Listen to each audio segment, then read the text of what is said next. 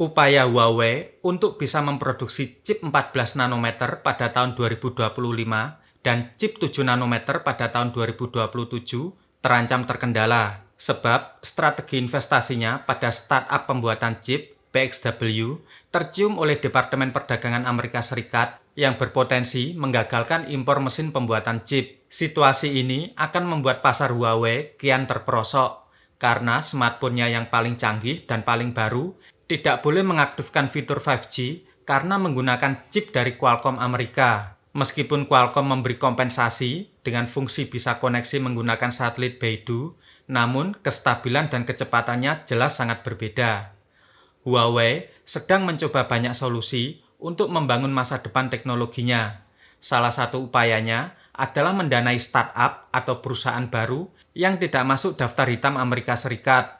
Perusahaan startup Pengxin Huawei Manufacturing atau disingkat PXW dijalankan oleh mantan eksekutif Huawei dan sedang membangun fasilitas produksi chip di dekat kantor pusat Huawei. PXW berencana untuk menerima pengiriman peralatan pembuatan chip pada paruh pertama tahun 2023. Perusahaan pemasok diduga adalah ASML dan Tokyo Electron yang masih boleh menjual chip kurang canggih ke Cina. Perusahaan akan memproduksi chip teknologi 28 nanometer atau 6 generasi di belakang teknologi TSMC dan Samsung. Setelah 28 nanometer, perusahaan akan mulai memproduksi chip 14 nanometer dan 7 nanometer pada tahun 2027 atau 2030 paling lambat. Namun, upaya ini bisa berantakan jika Amerika melarang produsen mesin pembuat chip menjual ke PXW dengan alasan ada hubungan dengan Huawei. Huawei adalah juara teknologi nasional Cina yang terperangkap oleh ketegangan geopolitik antara Washington dan Beijing. Perusahaan bekerja keras merebut kembali pangsa pasar yang hilang setelah penjualannya anjlok karena pengenaan sanksi Amerika Serikat pada tahun 2019. Pendapatannya dari bisnis konsumen yang dipimpin oleh smartphone turun 50% pada tahun 2021. Huawei telah kehilangan posisi terdepannya di pasar ponsel dan sekarang bahkan pasar domestiknya terus menyusut. Sanksi Amerika telah menggagalkan rencana Huawei untuk menghadapi Apple. Richard Yu, kepala eksekutif bisnis konsumen Huawei, mengakui dalam wawancara media bulan Juli bahwa perusahaan tersebut adalah satu-satunya produsen yang menjual ponsel 4G di era 5G.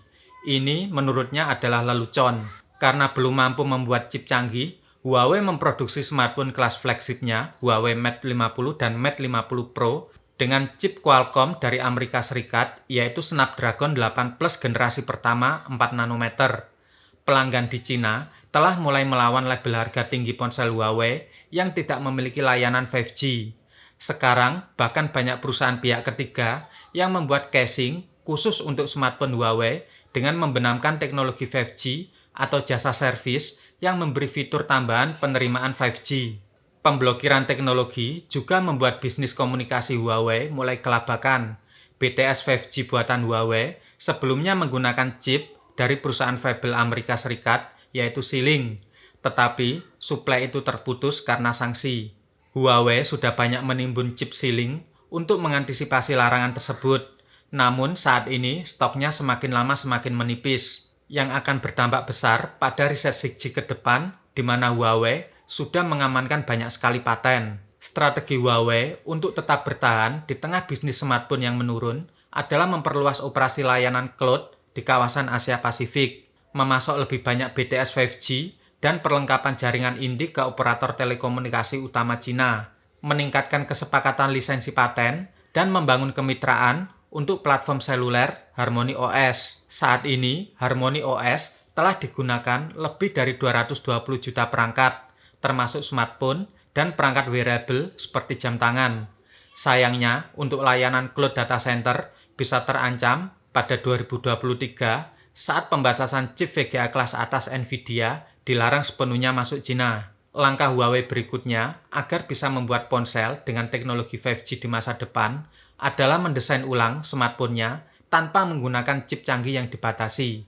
Huawei dulu memproduksi chipset Kirin yang dirancang oleh HiSilicon dan diproduksi oleh TSMC Taiwan sebelum Amerika Serikat memperketat pembatasan. Kini, agar bisa menggunakan 5G, Huawei akan menggunakan chip 14 nanometer, kemungkinan menggunakan produksi SMIC. SMIC adalah produsen chip Cina yang sudah bisa membuat chip 14 nanometer sejak 2019 karena Amerika masih mengizinkan pembelian dan menggunakan mesin litografi DUV atau Deep Ultraviolet. Langkah lain yang bisa ditempuh adalah Huawei menggunakan teknologi 28 nanometer, teknologi yang jauh mundur ke belakang, dengan modifikasi 5G. Teknologi 28 nanometer inilah yang sebenarnya akan diinisiasi oleh PXW. Meskipun PXW tidak akan mampu menandingi kemampuan TSMC, tetapi startup ini dapat membantu Huawei mendapatkan kembali kekuatan di beberapa area kritis, seperti smartphone dan server. PXW didukung oleh pemerintah kota Shenzhen yang membantu mengambil alih divisi smartphone Honor Huawei pada tahun 2020.